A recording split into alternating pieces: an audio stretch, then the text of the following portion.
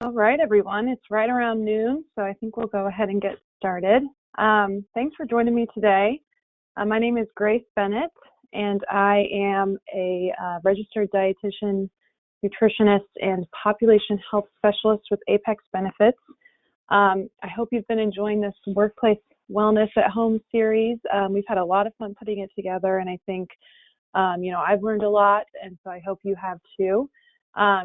Anything we can make this time to invest in our own health and the health of those around us, we absolutely want to take advantage of it. So the goal of today's presentation is really over the next 30 minutes, I'll kind of walk you through how to maintain a nutritious kitchen, particularly with this coronavirus situation in mind. Kind of like I said, health is of the utmost importance at all times, but especially right now as we navigate a lot of new challenges. So my hope is that in the first half, we'll kind of go over, the basics of kind of what we're striving towards when we talk about, a healthy diet or nutritious kitchen. And then the last half is where we'll really have some fun, and we'll walk through a couple of recipes from my own kitchen, things I've kind of put together using real life quarantine friendly recipes. So that kind of gives you a roadmap of where we're going today. But first, really, before we can get too specific, I think it's important to take kind of a broad view and start with the basics and understanding what even is a healthy diet. And I always like to start, when I say the word diet, I usually get this kind of, a little bit of a side eye reaction from people, right? They kind of think automatically of this restrictive pattern of eating. Here's the list of foods that I can have, and here's the list that I can't have. But really, by definition, a diet refers to simply just all foods and beverages you take in. So if you were on my last Nutrition Wellness Wednesday, you might remember me saying that we really need to get away from this black and white or all or nothing approach and replace it with more of an 80-20 rule. And so what I mean by that is, 80% of the time, we want to focus on including those whole and unprocessed foods, kind of our natural options. But we also have to understand that we're all human, right? And that part of being human is indulging in food and enjoying, those kinds of occasions. So that's where that 20% of the time comes in. It's basically this built-in flexibility. That's realistic, and that we need to be successful when we're talking about, an overall healthy diet and approach to food. So I always just like to, point out is that when I say diet throughout the presentation, or just really at any time, it doesn't have to refer to this restrictive pattern of eating. So really, a healthy diet includes, it can include all things. And, sure, there's certain foods we want to incorporate more of, and maybe certain foods we want to have less frequently. But I like to have that mindset of it can incorporate all things. And I like to put this into place with something called the go slow, whoa approach. And, instead of having this list of good foods and bad foods, quote unquote, we have this different categorization of foods that's not quite as restrictive. But it is also realistic. So you have your go foods, which these are what we want to incorporate most frequently. They should kind of be the bulk of any of your meals or your snacks. We have our slow foods, which can be incorporated quite frequently, but we might just want to watch, the serving size. And then we have our whoa foods, and whoa foods are not eliminated. They kind of fall under that 20% flexibility that we build in for ourselves. They might not be eaten as frequently as our go foods, but they can still be considered part of a healthy diet. So I have this picture up on the screen here, and I'm going to use this as an example to kind of walk through what I mean by this go slow, whoa approach. And again, I just think, doing this, it kind of gives us an idea of what we're striving towards, and then I'll kind of tailor it a little bit more specifically to coronavirus. So starting with this picture, the first kind of group of go foods are your fruits and your non-starchy vegetables.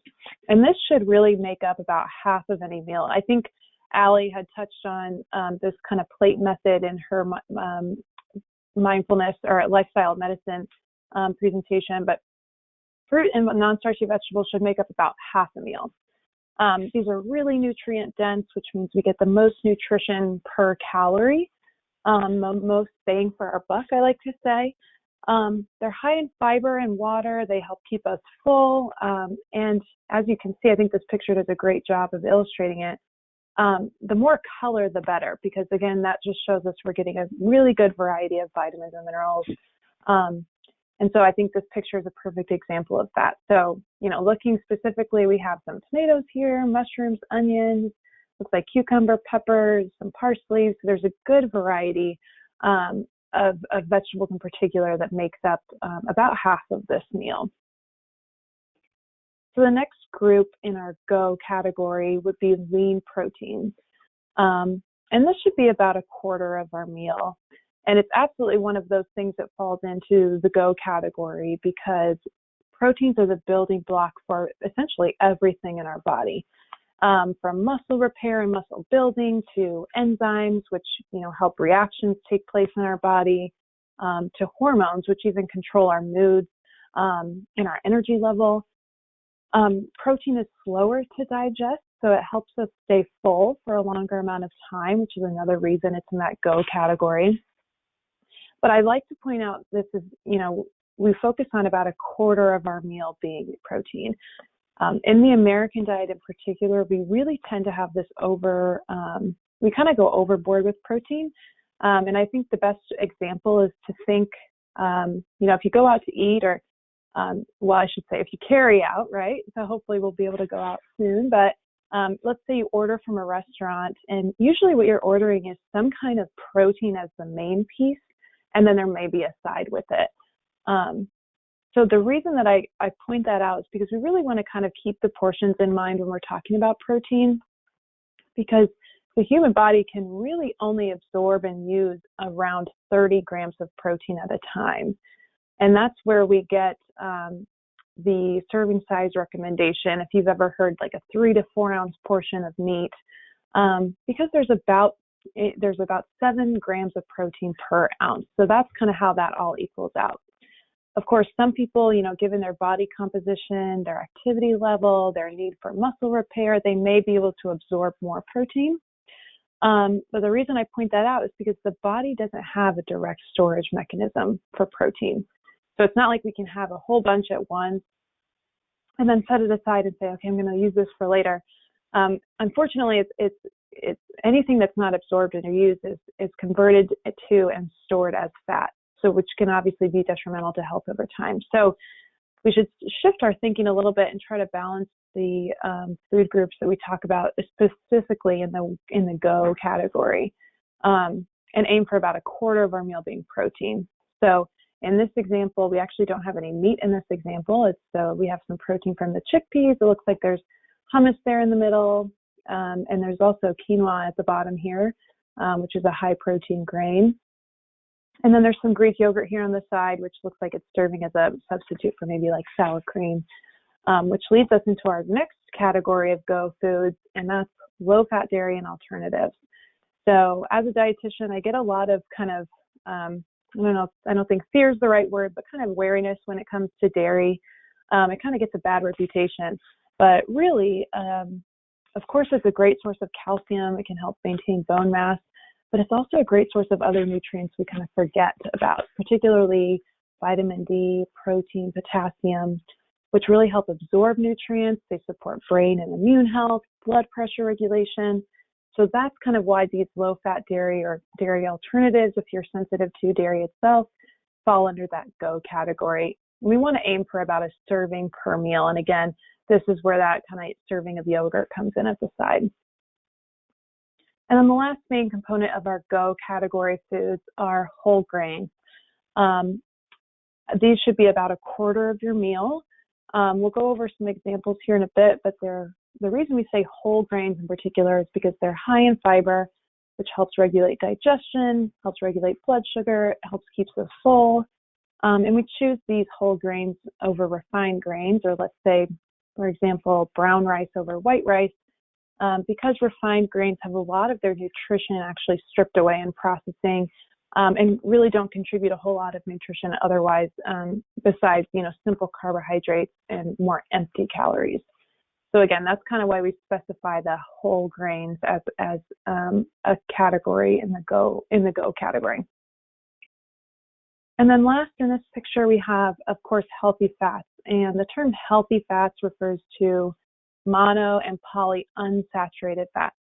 So the reason we kind of refer to them as good fats or healthy fats is because they can actually help lower bad cholesterol and have a protective effect on heart health in general. I will say they do have a kind of a slow symbol here. Again, keep in mind, this doesn't mean we shouldn't be consuming them. It's more simply because of the calorie density. I won't get too far into that, but essentially healthy fats have more calories per unit.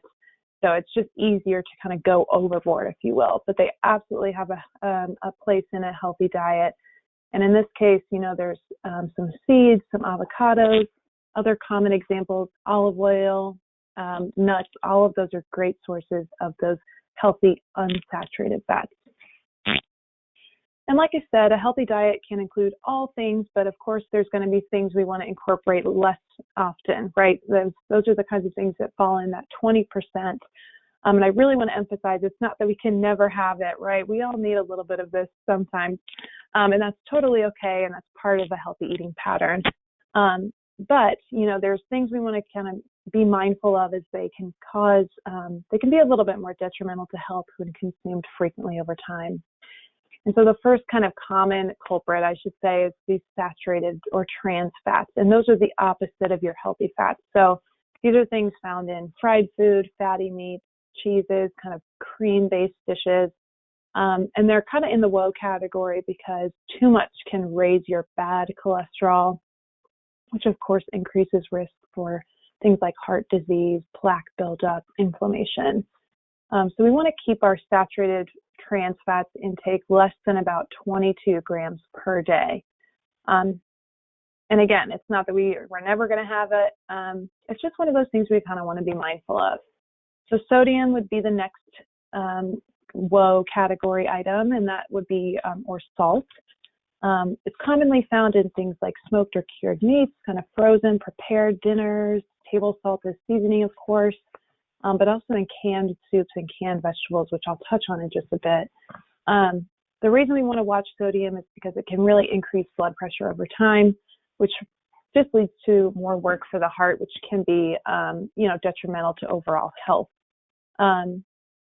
The amount per day is a little bit shocking, so we want to keep it under 2,300 milligrams, which is just about a teaspoon. And keep in mind, that's not just what goes on top of your food. That's what's incorporated in all food items. So it just gives you a little bit of context when you're looking at, food labels in particular. And then we have added sugar, and I talked a lot about added sugar in my last Nutrition Wellness Wednesday, so I won't go too far into this, but added sugar is just that. It's sugar that's added to things like soft drinks, fruit juices, sweets, pastries, baked goods, even fruit packed in syrup. And the reason we want to limit this is because it adds a lot of calories without any nutritional value. It increases the risk for chronic diseases like diabetes, but it can also increase fat storage, which can be detrimental to heart health and overall health. So it's one of those things we want to just be really mindful of, because even if something doesn't taste sweet, it may have added sugar in there to, let's say, increase shelf life. So each day, women want to keep, our goal is to keep added sugars less than 25 grams. For men, the goal would be to keep added sugars less than 38 grams. So again, it just kind of gives you context. And these are, again, not completely eliminated from the diet, but it's just more of those things we want to be more mindful of. So you're probably thinking, okay, that's great, but how does this translate to right now? These aren't normal times. So how do I put those principles into place when I'm talking about my own pantry, my own kitchen? And I think what I've been telling people is that you really, really have to face the reality here, in that right now we're just going to have to put in a little bit more effort when it comes to planning. And I say meal planning, and it's, again, one of those things people look at me with wide eyes, like, I can't do that. This is something it's a huge undertaking. But it doesn't have to be this big production. But I think it may require a little bit more planning than we're used to, simply because we can't go to the grocery every day. We can't, just stop and pick something up.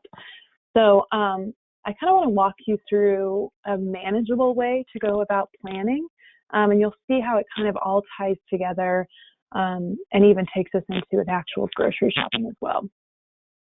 So the first step I always tell people is to take stock of what you have. This helps avoid overbuying if you have an accurate picture of what you have in the first place.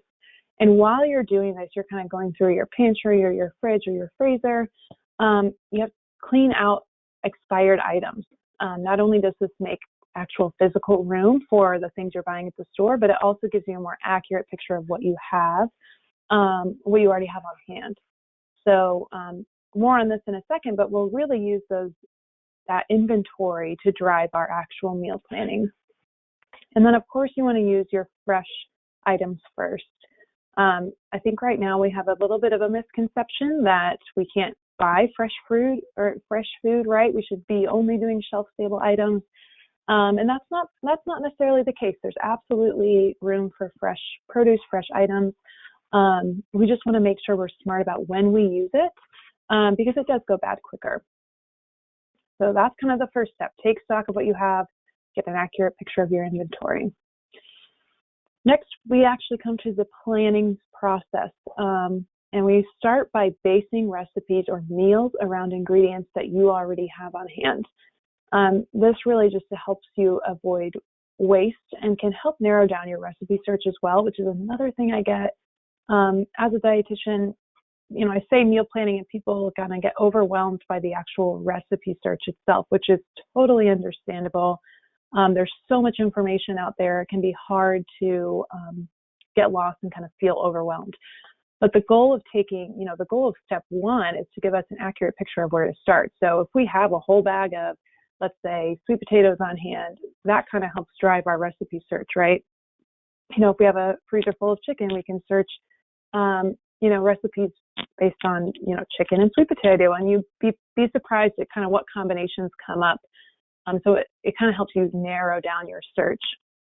When you're planning too, I think it's important to focus on recurring ingredients. So these are things, I have some examples listed there, but these are things that can be bought and prepared in bulk. So the goal, particularly right now with coronavirus, we can't go to the stores frequently. So how can we get the most out of our, not only of our shopping trip, but also the time we're spending in the kitchen? If we're already cooking chicken for one meal, let's make extra and we can use it, save ourselves some time later in the week.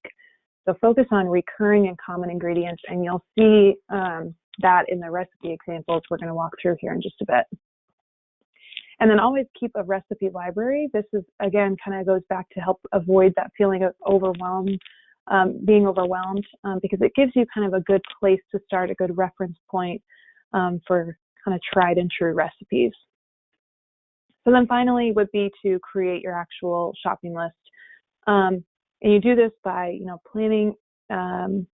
gathering the recipe ingredient list that you have from step 2, and then start crossing things off. And if you've planned kind of, well, based on your inventory in step 1, you should be able to cross a good amount of things off. Those that you don't cross off, that kind of becomes the basis of your shopping list. And of course, not everything will have an actual recipe. So I put on here, don't forget about your snacks too. Just being at home, keeping in mind that what comes into the house is what's going to get eaten. So be mindful of the things that you're purchasing. And then when you actually bring them into the house, make them available. So put fruit out on the counter, put veggies and hummus at the front of the refrigerator. And I know it sounds a little silly, but it's just another way to make these healthy options more accessible, and kind of encouraging you to go there first. So then we kind of think, okay, what does an actual grocery haul look like? And of course, it's going to be different for every person, but this is kind of a good overview of what you might be bringing in. So we have our whole grains, things like brown rice, quinoa, oats, popcorn. Again, they're great sources of fiber, but they're also shelf stable, and they can be very versatile in different recipes as kind of the basis of different meals. We might have canned goods as well. A couple of notes on canned goods. So they're still a great source of nutrition. We just want to make sure that we're preparing, purchasing correctly and preparing correctly. So when you're doing maybe canned fruits, go for fruits packed in water or juice as opposed to syrup, which can help eliminate that added sugar. If we're going for, let's say, canned vegetables or beans, they're great shelf-stable items, but they do have some sodium in there to keep them shelf-stable. So you want to make sure that you rinse them pretty well, drain them before you actually eat them. And then canned proteins, things like tuna, salmon, chicken, can also be a great, easy kind of starting point for a meal, particularly quicker meals like lunchtime. So it's obvious it's a great source of protein. And again, shelf stable, which we're all looking for if we're not going to the grocery as frequently. You might have some nuts and seeds, which again are a source of healthy fats and can be a good basis for, let's say, like a trail mix, or can be added to oatmeal or yogurt for some added flavor. We have our fruits and vegetables, of course. And again, it's not that we need to eliminate fresh produce right now. Rather, we want to focus on the varieties that naturally last longer. So vegetables like broccoli, cauliflower, onions, potatoes, Brussels sprouts, carrots, all of those things have a naturally longer shelf life. So think about that when you're making your list. When we're talking about fruit, citrus fruits, anything with a peel, like oranges, clementine, grapefruit, those things tend to last a little bit longer. Apples have a pretty good shelf life as well. And then purchasing, let's say, bananas that are a little bit green, just so you give yourself a little bit more time to eat those. And don't forget about the freezer too, right? Freeze your leftovers, or buy frozen in the first place. Frozen fruits or vegetables are picked and packed at peak ripeness, so the nutrition lost is very minimal, and the research kind of continues to show us that. We have our dairy, which again, I use the example of Greek yogurt here, simply because I think it's a really versatile ingredient. Can be used savory, as we saw before. It can be used sweet as a good source of protein during breakfast or a snack. And then, of course, we do have our protein sources as well, things like chicken, turkey, fish, tofu. Those things can be bought fresh, and if you don't use them up, just freeze them to kind of extend their shelf life that way. So this just kind of gives you a good idea of what a shopping list might look like. So I want to spend the rest of the time walking through, hopefully we'll get through all 3 recipes. If not, I have a handout that you can download from the Apex website that has all the ingredients and instructions and everything listed out. But I wanted to give you an idea of what this looks like in practice. So we've kind of talked about what we're aiming for with meals, how that might translate to our actual planning for coronavirus grocery run, right? But what does it look like when we get home? So I'm going to walk you through a couple of recipes, and you'll have to forgive my food photography because let's just say it's a skill I continue to work on. So first up is salmon burgers and Brussels sprouts. So I basically chose this recipe, or kind of created this recipe, because these are 2 frozen ingredients I had on hand. They're from a grocery trip I made a couple of weeks ago, and I thought they would go well together. So that kind of gives you an idea of where we started. And again, those are products that last a little bit longer. So here are the ingredients laid out. You'll notice there's not a whole lot of them to begin with. It's pretty simple, and there's nothing really super unusual. Sometimes I think when we're searching for recipes, some of the ingredients can be very, very specific, and that's fun to try, but may not be realistic or practical when we, only go to the grocery once a week or once every 2 weeks like we are now. So you'll notice there's a little asterisk here by breadcrumbs. This is a true coronavirus moment, because I realized as I was making this recipe that I didn't have breadcrumbs. So I had to improvise, and I'll go over that in a little bit. But that's why you'll see some ingredients here on the right side that aren't actually in the list. I also realized when I was creating this is that a salmon burger might not be the most appetizing thing to photograph along the way. but I did want to give you an idea of kind of what the steps look like. And it's pretty simple. So you cut your thawed salmon fillets into chunks and put them in a food processor, or in my case, kind of one of those Ninja blenders. You add your yogurt, your mustard, lemon juice, and garlic, and then you just blend until you have a kind of a pasty mixture, like you would if you were making, let's say, burgers or something. So you'll see here again, not the most appetizing, but it's real life, right? So we have this mixture here, and at this point is when you combine your breadcrumbs, or in my case, improvised breadcrumbs, with your onion.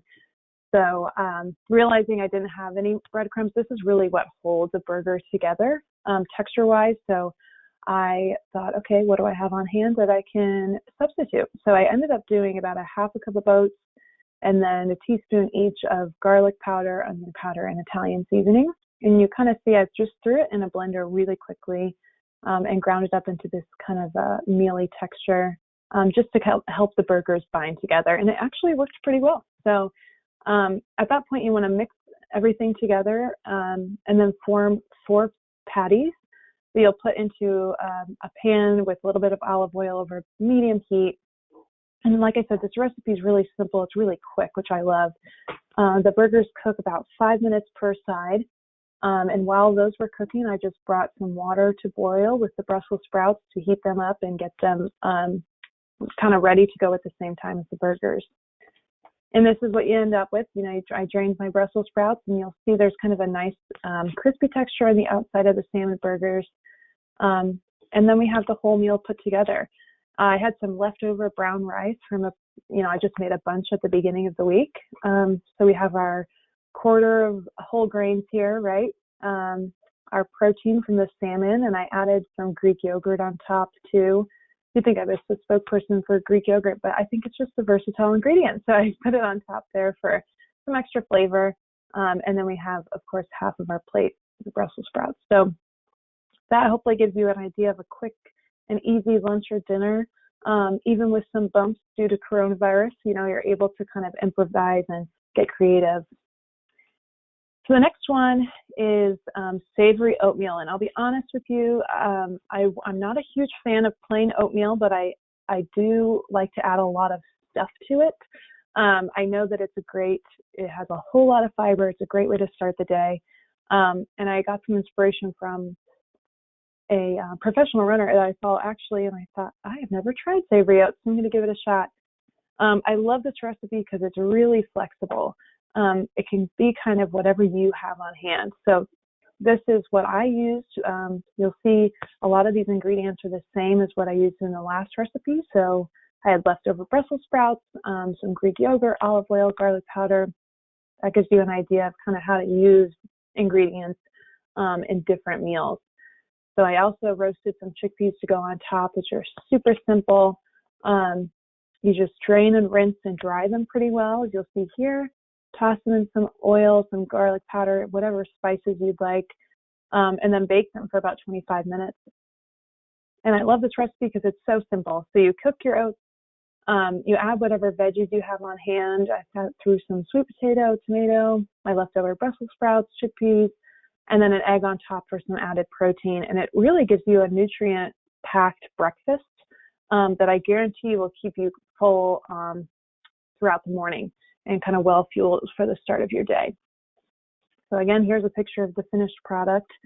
And like I said, we only have about a minute or so left. But all of these recipes will be available for download, and I encourage you to give it a shot. I'd love to see pictures, but I think it's just something fun to try. The last but not least, of course, we'll end with something sweet. This is at-home Oreos, so a little bit different ingredients because it's baking. But you'll see some interesting ones. So the applesauce kind of acts as its own sweetener. Black beans can replace flour in some recipes and add some protein. And then in the filling, we have cashews as the main ingredient, which kind of have a sweet taste naturally. And then when you soak them, they kind of have this milky flavor to them. So that's what the basis for the filling is. And this recipe is actually pretty simple as well. So essentially you kind of add your black beans to a blender and just blend them into kind of a paste. Combine all your dry ingredients here, and then you add your wet ingredients, so that black bean puree, the applesauce, milk, vanilla extract, and you kind of mix it up until a dough is formed. And then you just pinch off about 1/4 of an inch balls, and you put them on a baking sheet and kind of flatten them out into circles. And that those are your cookies, right? So you bake those for just 10 to 12 minutes. And then, I forgot to mention, you want to soak your cashews at the beginning as well. And then, while those are baking, you can really quickly make the filling, which is just cashews, your milk or water, and vanilla extract. And again, you blend it until it's smooth. And then add a little bit of, about a teaspoon of filling on, half the cookies, and then add the top to make a sandwich. And it's kind of a great take on a classic, without all of the added sugar and things like that. So that's your at-home Oreos. And I hope that, I know we ran through the end pretty quickly. If anyone knows me, I love to pack a 30-minute webinar. But again, those recipes are available for download as well. And really what the message I want to end on is to view nutrition and cooking right now as a creative outlet. I don't want this to become kind of a burden, because we have enough to worry about right now, right? So view it as kind of a way to try something new, have fun, get everyone involved. The worst that can happen is that it doesn't turn out great, and for next time, right? But it can be a fun process of trying different things and getting everyone involved in kind of a different activity while we're at home. So I know that was a whole lot of information and not a whole lot of time.